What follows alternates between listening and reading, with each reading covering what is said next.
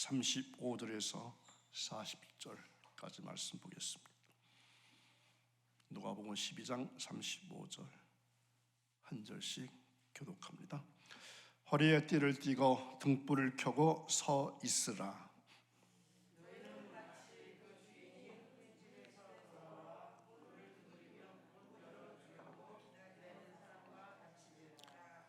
주인이 와서 깨어있는 것을 보면 그 종들은 복이 있으리로다. 내가 진실로 너에게 이르노니 주인이 띠를 띠고 그 종들을 자리에 앉히고 나와 수종 들리라.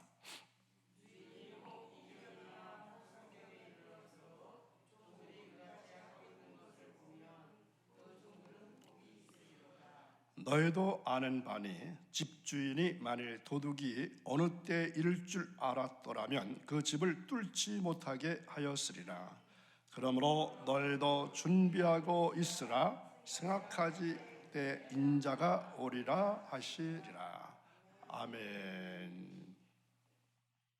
한 주간 시작되는 월요일 새벽을 깨우시고 주님과 건전에 올라오신 여러분, 한 주간 사시면서 꿈만 같은 좋은 일이 많이 일어나서 간증의 주역이 될 수 있기를 주님의 이름으로 축원합니다.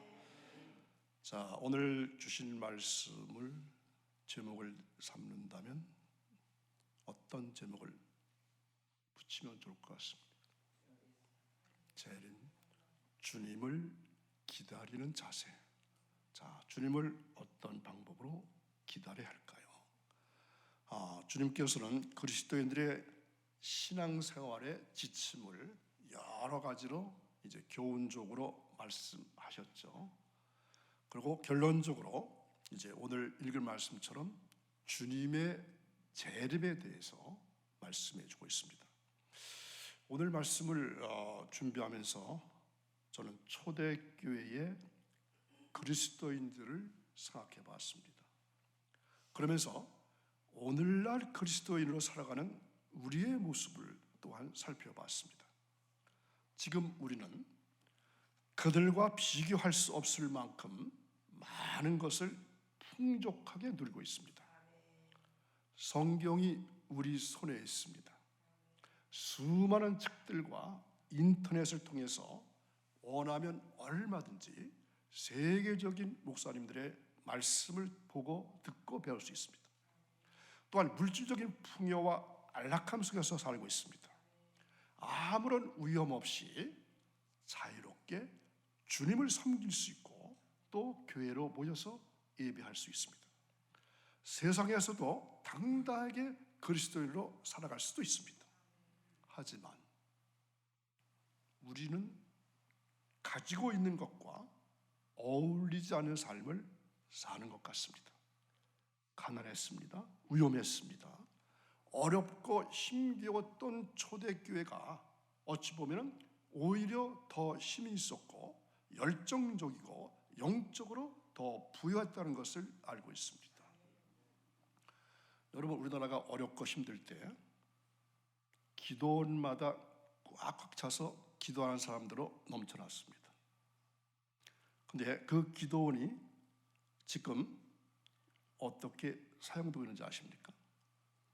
다른 용도로 변경돼서 사용하기 시작했습니다. 제가 있던 LA에도 이 산이 많이 있는데 산골짜기마다 한국 사람 들어가서 하는 일이 두 가지가 있습니다. 농장을 이룹니다. 그래가지고 각종 과수나무를 키우고 농사를 짓습니다. 또 하나는 기도원을 세웠습니다. 그런데 기도원에 가서 지금 기도하고 있는 사람들이 어떤 사람들인지 아시겠습니까? 한국 사람들은 이제 거의 기도원에 안 갑니다. 누가 갈까요? 멕시코 사람들이 우리 대신 그 기도원을 채워주고 있어요.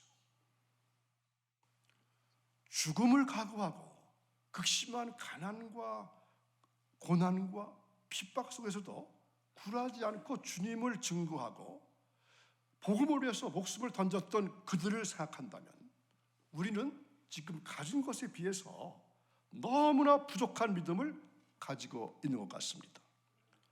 무엇이 이러한 차이를 만들고 있는 것일까요? 몇 가지 말씀드릴 수 있겠지만 그 중에서 가장 큰 것이 오늘 말씀 나누려고 하는 주님의 재림에 대한 기대라고 생각합니다. 초대교회는 어떤 분위기일까요? 주님이 곧 오신다, 주님이 곧 오신다, 이러한 분위기 속에서 살았습니다. 그래서 그들의 인사는 어떤 인사? 요한계시록 맨 마지막에 나오는 말씀 있죠. 어떤 말씀? 마라나타, 마라나타. 이 뜻은 주님 오시옵소서, 주님 어서 오시옵소서. 이 인사를 하고 우리 그리스도인이 살았다는 것이죠. 초대 그리스도인들의 삶은 그저 주님의 오심을 기대하는 삶이었습니다. 그래서 사소한 것을 제쳐두고 가장 중요한 것을 행합니다. 올바른 우선순위를 가졌고, 그래서 그것을 위해서 목숨을 걸며 사는 것입니다. 그래서 현대 우리 그리스도인들과 초대 교인들의 차이점이 바로 여기에 있습니다. 초대 그리스도인들을 다르게 만든 주님의 재림에 대한 기대, 그 기대가 오늘을 살아가는 우리의 삶도 다르게 만들기를 저는 원합니다.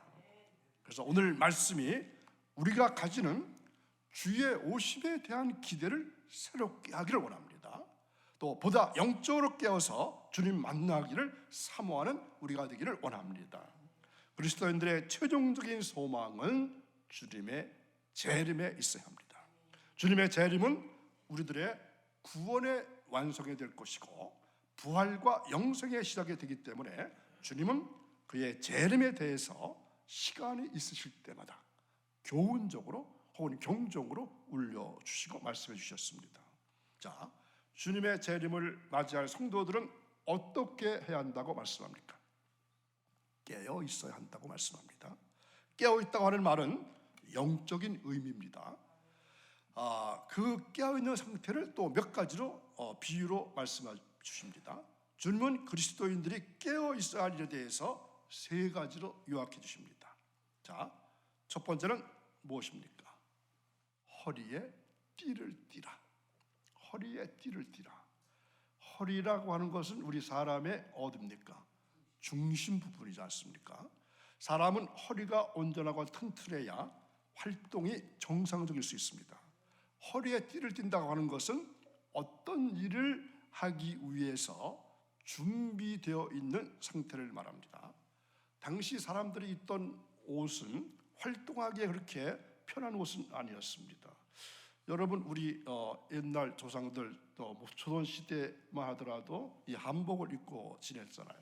한복 입고 일하려면 얼마나 불편하고 힘듭니까? 그래서 여자분들은 뭐부터 합니까?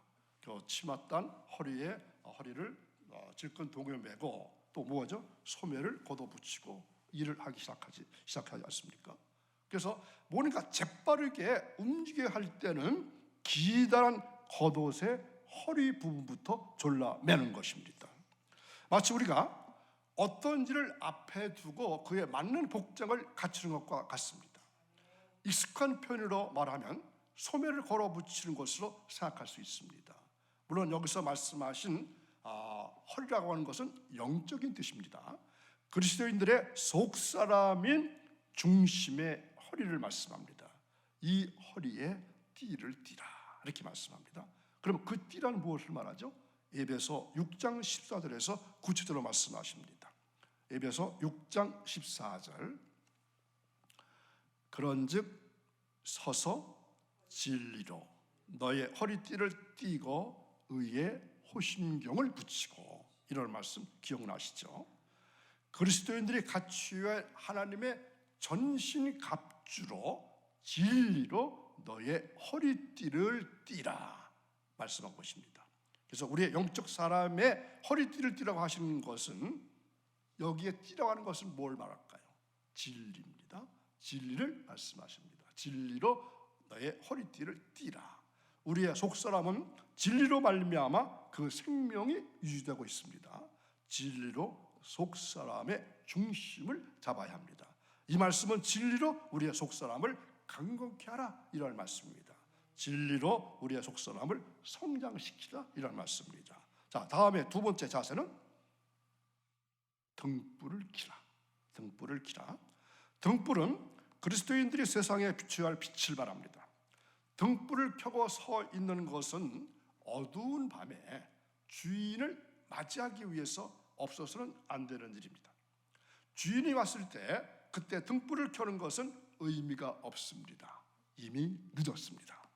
종이 주인이 올 것을 준비해서 미리 등불을 켜두고 기다려야 했던 것입니다. 그래서 주님은 너희는 세상의 빛이라고 하시고 사람이 등불을 켜서 발 아래 두지 아니하고 등경 위에 든다고 하시고 이같이 너의 빛을 사람 앞에 비치게 하라고 하신 것입니다. 자, 이 말씀이 마태복음 5장 14절에 나타나 있습니다. 자, 함께 있습니다. 너희는 세상의 빛이라 산 위에 있는 동네가 숨겨지지 못할 것이요 사람이 등불을 켜서 말 아래 두지 아니하고 이러므로 집안 모든 사람에게 빛이 있느니라. 이같이 너의 빛이 사람 앞에 비치게 하여 그들로 너의 착한 행실을 보고 하늘에 계신 너의 아버지께 영광을 돌리게 하라. 아멘. 이 사람이 등불을 켜서 말 아래에 두지 아니한다는 말씀에서 여러분 이 말이라고 하는 것이 어떤 의미가 있는지 아시나요? 이 말이 이해가 안 돼서 이 원어 성경을 찾아봤더니 모디오스 이러한 단어였습니다. 이 뜻은 도량령의 말을 말합니다. 요즘은 뭐 우리가 잘 쓰지 않는데 이 뒷박이라는 거 아시죠? 이게 네모나게 난 거. 그러면 말이라고 하는 것은 한 말, 두 말 할 때 그 말입니다. 그래서 쌀 한 말 될 때 쌀 10뒷박이 한 말이잖아요. 그 말입니다. 그러니까 뛰어다니는 말이 아니고 또 언어인 말이 아니라 저 도랑, 재는 뒷박 10개, 그게 한 말이잖아요. 그 말을 말합니다. 이 다른 성경에는 함지박 또는 뒷박 이렇게 번역해 놓은 것도 있습니다. 그러니까 주님을 맞이할 그리스도인들은 이처럼 등불의 빛을 세상 사람에게 비치게 해서 하나님께 영광을 돌리라 이러한 말이죠. 또한 마태복음 25장에는 미련한 처녀와 지혜로운 처녀 둘이 가진 것으로 뭐가 있었죠? 등과 기름이 있지 않았습니까? 이것은 바로 등불을 말하는 것입니다. 등은 구원을 상징하고, 자, 등은 구원, 그리고 기름은 성령을 상징합니다. 이 성령의 충만을 받은 사람만이 빛을 세상에 비칠 수 있다, 이러한 의미입니다. 자, 허리를 띠는 것, 또 등불을 켜는 것은 모두 다, 둘 다 어떤 자세일까요? 주인을 기다리는 종의 모습입니다. 자, 이렇게 준비된 종은 주인이 돌아와서 문을 두드리면 어떻게 해야 될까요? 언제든지 곧바로 문을 열어줘야 합니다. 자, 뭐 이때 연락할 수단이 있겠습니까? 지금처럼 핸드폰이 있다면 얼마나 좋을까요? 언제 오는지 연락을 하거나 가는데 걸리는 시간이 어느 정도인지 바로 확인할 방법이 없습니다. 또 요즘처럼 간단하게 문을 잠그고 외출할 수 있을 때도 아닙니다. 여러분, 한국에서 사는 행복 중에 하나가 바로 이거더라고요. 미국에서는 지금 그런 열쇠 아직도 안 씁니다. 자동키 안 써요. 그러면 이 주머니에 열쇠가 몇 개쯤 있어야 될까요? 보통 8개, 10개 정도가 있어야 돼요. 왜 그렇죠? 집에 8개, 교회에 8개. 그래가지고 보통 10개 이상의 그 열쇠 꾸러미를 갖고 다녀야 돼요. 그 자동차기가 있으면 얼마나 그게 무거운지 아세요? 지금은 아무것도 없잖아요, 그죠? 저 자동차도 없으니까 자동차 키도 없고 열쇠도 하나도 없어요. 얼마나 편한지 몰라요.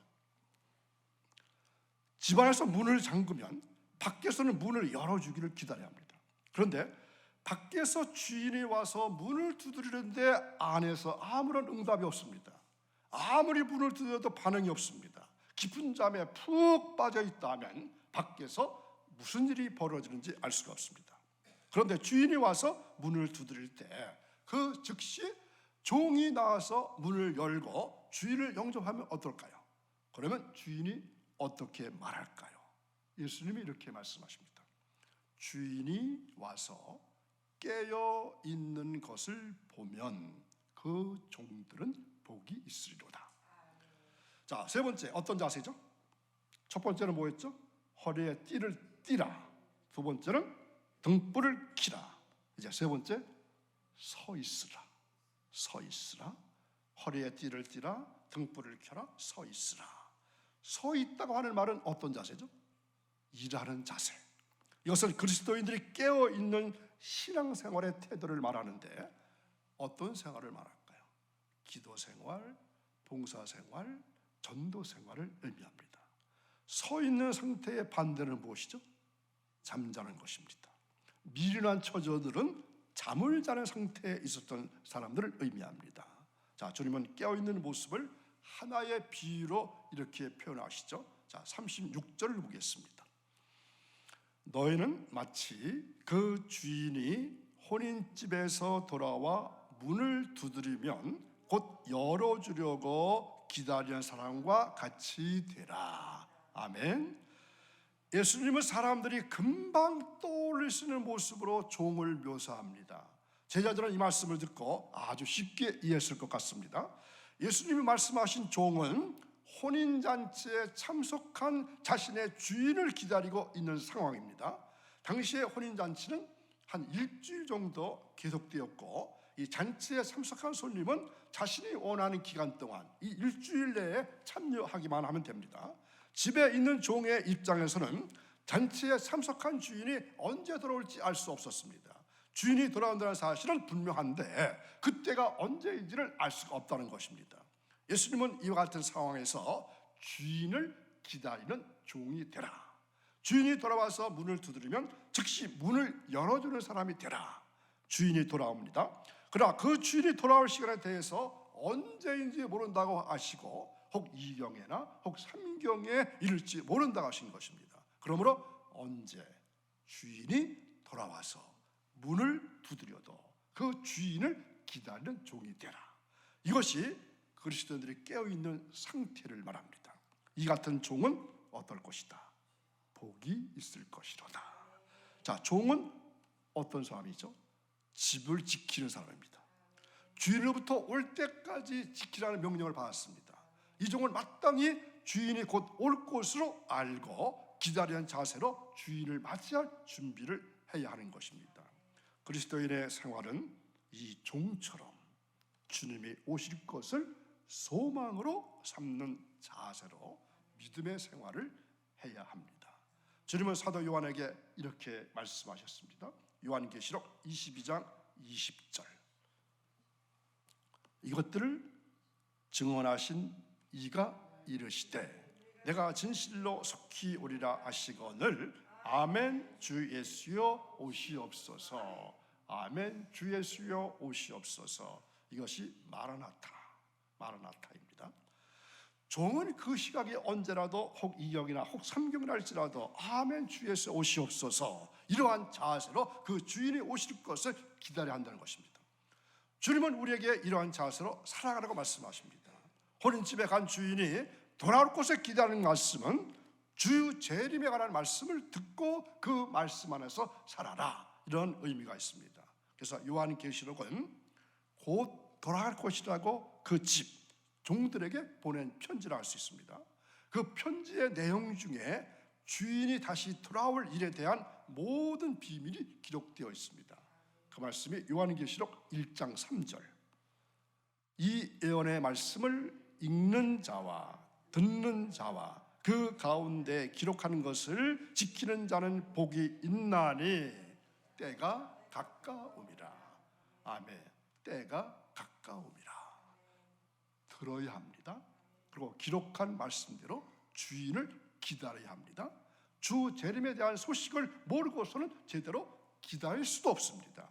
이제 모든 성도들은 아직까지 몰랐던 재림의 소식이 담긴 요한계시록을 가까이 할 필요가 있습니다.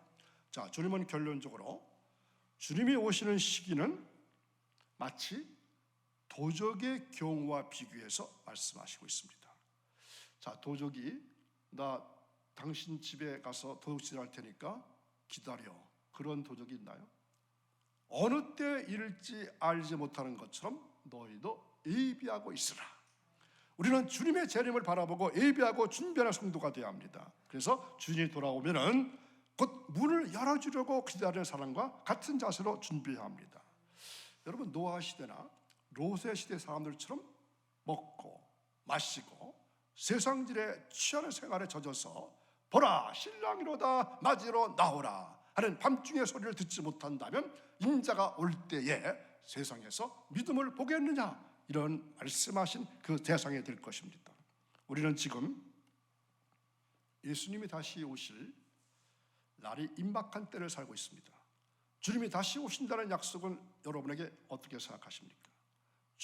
주님께서 지금 오십니다. 곧 다시 오십니다. 이렇게 제가 말씀드린다면 그것은 마치 늑대가 나타났다, 이 동화 아시죠? 늑대가 나타났다 했을 때 처음에 들었던 사람들은 다 도망갔지 않습니까? 두 번째도 도망갔을 것이고, 세 번째쯤 돼서는 의심할 것이고, 네 번째쯤은 이제 믿지 않을 것입니다. 근데 사실은 주님 다시 오실 것입니다. 임박할 때가 오실 것입니다. 이게 초대교회 때부터 아직까지도 이 말씀을 하고 있습니다. 그래도 어떻게 되는 것입니까? 그 외침이 2000년 동안 계속되고 있지만 여전히 아무 일도 없는 것 같습니다. 어찌 된 일입니까? 뭐가 문제가 있습니까? 아닙니다. 전혀 문제 없습니다. 하나님의 완벽한 계획 가운데 정하신 때가 되면은 예수님은 이 땅에 다시 오실 것입니다. 여러분, 하나님의 말씀이 진리한 것을 믿으십니까? 우리에게 그러한 분명한 믿음이 있다면 그날이 언제인지는 알 수 없지만 반드시 주님이 오신다는 것을 믿고 기다릴 수 있습니다.